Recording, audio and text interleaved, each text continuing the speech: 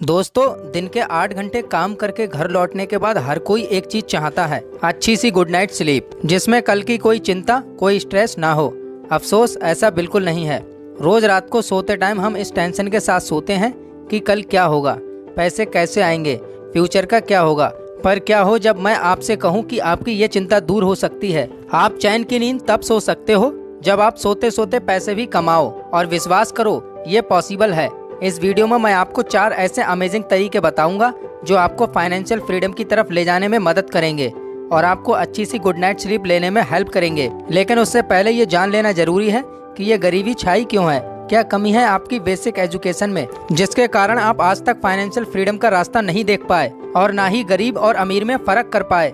तो चलिए जानते हैं इन सभी बातों को। Step 1, the concept of financial literacy. दोस्तों, क्या है कि बचपन से हमारे स्कूल, कॉलेज, हमारे पेरेंट्स और हमारी सोसाइटी एक ही बात पर जज करते हैं कि हमारे मार्क्स कितने आ रहे हैं, पढ़ाई लिखाई बढ़िया चल रही है या नहीं, लड़का मैथ में कैसा है। जैसे ही पढ़ाई खत्म हुई तो लड़का कमाता कितना है, काम क्या करता है, अभी तक पढ़ाई कर रहे हो, ऐसी बातें सुनने को मिलती हैं। और ऐसी बातें इसलिए सुनने को मिलती हैं क्योंकि स्कूल डेज में ग्रेजुएट होने तक हमें ये कोई नहीं बताता कि पैसा लाइफ का कितना इम्पोर्टेंट पार्ट है, इसे कैसे कमाना है, कैसे खर्च करना है, कैसे फ्रीडम अचीव करनी है। और यही सबसे बड़ा रीजन है कि दुनिया most of the population poor और मिडिल क्लास लोगों से भरी हुई है। अगर किसी रैंडम इंसान से पूछो कि उसे फाइनेंशियल एजुकेशन मिली है तो उसका जवाब होगा नहीं। फाइनेंशियल एजुकेशन वो रास्ता है जो कदम कदम पर आपको सिखाता है कि आपको बेटर फाइनेंशियल डिसीजन कैसे लेने हैं, किस जगह पैसा खर्च करना है और किस जगह नहीं, कहां पर इन्वेस्ट करना है, कैसे रिटायरमेंट प्लान करना है और कैसे अपने परिवार की गरीबी की चेन को ब्रेक करना है। अक्सर लोग लाइफ को बहुत ही कॉम्प्लिकेटेड मानते हैं, इसलिए वो फाइनेंशियल एजुकेशन के कॉन्सेप्ट से कोसों दूर रहना पसंद करते हैं। उन्हें लगता है कि क्या ही उखड़ जाएगा ये जानकर, जिंदगी तो वैसे ही चलेगी जैसे अभी चल रही है। दोस्तों, अगर आप भी यही सोचते हैं तो आप भी लाइफ में कुछ नहीं उखाड़ पाएंगे। एक मिडिल क्लास इंसान जिंदगी भर मिडिल क्लास इसीलिए रह जाता है क्योंकि वह सही से अपने मनी को प्लान नहीं कर पाता। मिडिल क्लास और पुअर क्लास लोगों के लिए सिर्फ उतना पैसा जरूरी है जिससे कि वो अपना पेट भर सके। पर एक अमीर इंसान कभी भी काम में सेटल नहीं होता और वो अपने प्रेजेंट के साथ साथ बच्चों के फ्यूचर को भी सिक्योर करता है और उसी के हिसाब से स्पेंडिंग और सेविंग करता है। समाज में जो 3 डिफरेंट क्लास बनी हुई हैं, उसका कारण यही लोग और उनका कैश फ्लो है। Number 1, the poor.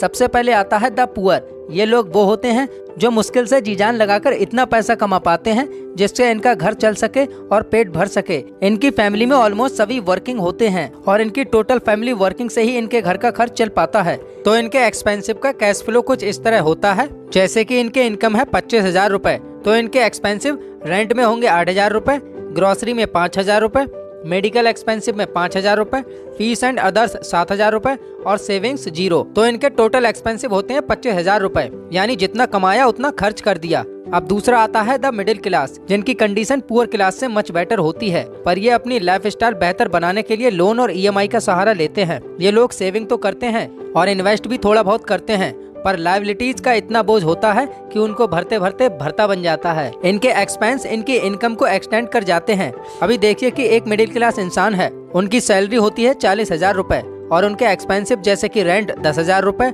नीड्स में 15,000 रुपए, उनके वांट्स में 6,000 रुपए और सेविंग करते हैं 2,000 रुपए की और इन्वेस्टमेंट करते हैं 5,000 की और EMI और लोन में उनका पैसा जाता है वो है 4,000 रुपए और उनका टोटल एक्सपेंस हो जाता है 42,000 रुपए।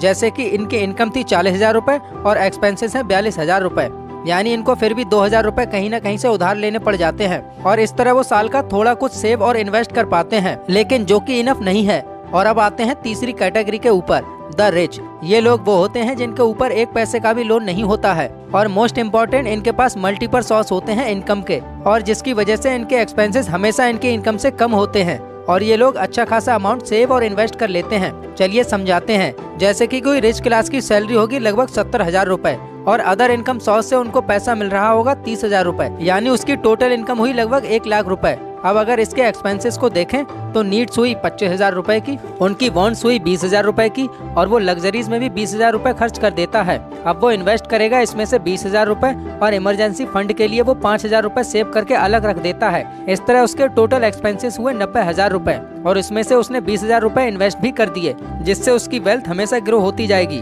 अब अगर आप इन तीनों को कंबाइन करके देखोगे तो आपको एक फर्क आसानी से देखने को मिलेगा कि रिच इतना रिच क्यों होता है और मिडिल क्लास क्यों ऐसा ही रह जाता है। लेकिन अगर आप इस कंडीशन को बेटर बनाना चाहते हो और रिच लोगों की कैटेगरी में आना चाहते हो तो ये 4 तरीके आपकी लाइफ में गेम चेंजर साबित हो सकते हैं और आपको मिडिल क्लास से द रिच बना सकते हैं। Number 1, understand your relationship with money. दुनिया के मशहूर ऑथर रॉबर्ट कियोसाकी कहते हैं कि पैसों के साथ आपका रिलेशन तब तक अच्छा है जब तक आप उसे कैजुअली लेना बंद नहीं करते, क्योंकि अगर आपने एक बार अपने फाइनेंस और इन्वेस्टमेंट जैसे टॉपिक्स को कैजुअली लेना शुरू कर दिया तो आपका पैसा आपके लिए सरदर्द का कारण बन जाता है और फिर आपको अपने इशारे पर नचाता है।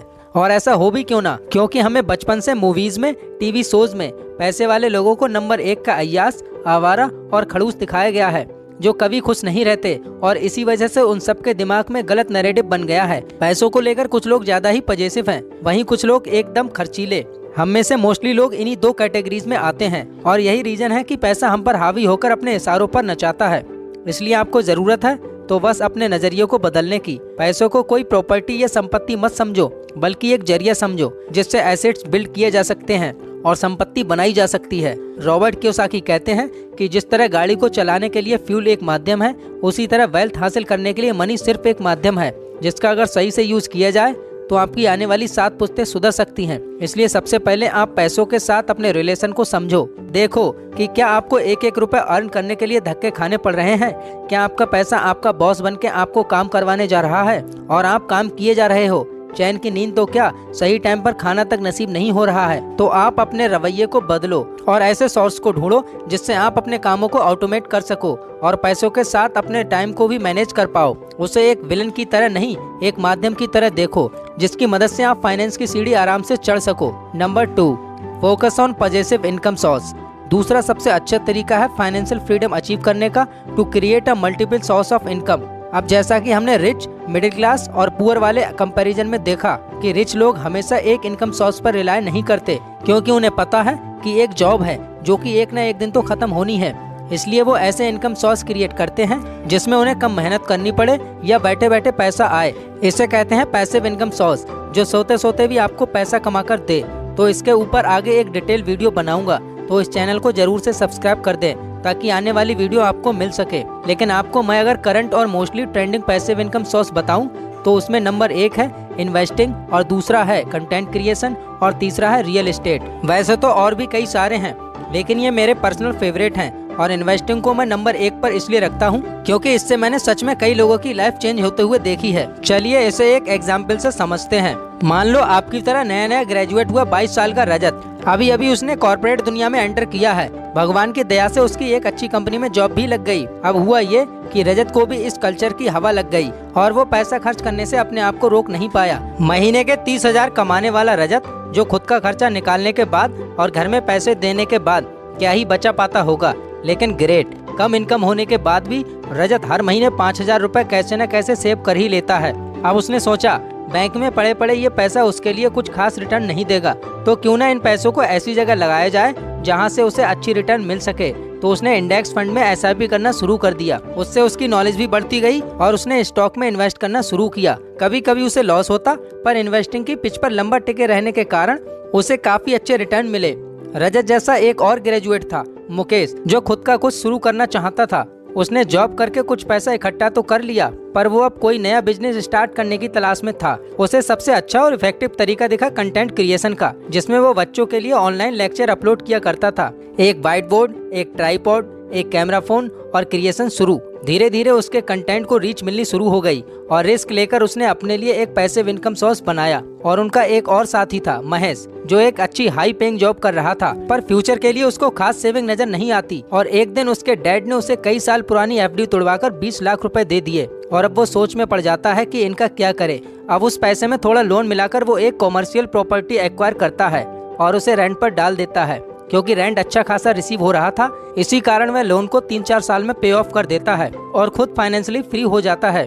सो रजत, मुकेश और महेश की तरह हमारे पास भी कई ऑप्शन अवेलेबल हैं, पर ये आपको जज करना है कि इस समय आप किस पोजीशन पर खड़े हैं, रजत की, मुकेश की या फिर महेश की, और उसी हिसाब से अपना पैसिव इनकम सोर्स भी बिल्ड करो। Number 3, control your expenses. Next और सबसे इम्पोर्टेंट स्टेप आपको फाइनेंशियल फ्रीडम की जर्नी के लिए जो आपको लेना है वो है कंट्रोल योर एक्सपेंसेस। दरअसल हम लोगों की प्रॉब्लम है हम हमेशा अपने आप को दूसरों से आगे दिखाना चाहते हैं और उस चक्कर में दुनिया भर का बोझ अपने कंधों पर उठाकर माइंडलेसली खर्चा करना शुरू कर देते हैं।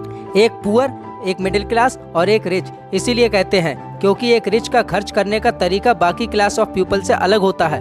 वो हमने इस वीडियो में देख ही लिया।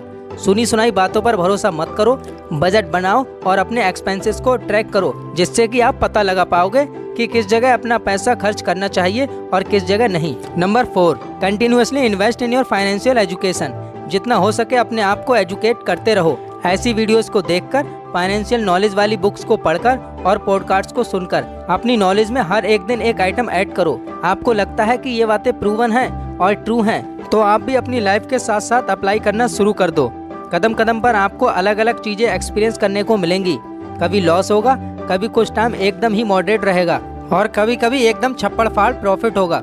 All you have to do is keep going and educate yourself from every new experience, ताकि फ्यूचर में आप वो गलती ना दोहराओ। सो दोस्तों, आई होप इस वीडियो से आपको कुछ ना कुछ जरूर सीखने को मिला हो। सो दोस्तों, अगर आपको ये वीडियो पसंद आया हो तो इसे लाइक करें और ज़्यादा से ज़्यादा लोगों तक शेयर करें और चैनल को सब्सक्राइब करना ना भूलें। तो मिलते हैं नेक्स्ट वीडियो में, तब तक के लिए जय हिंद।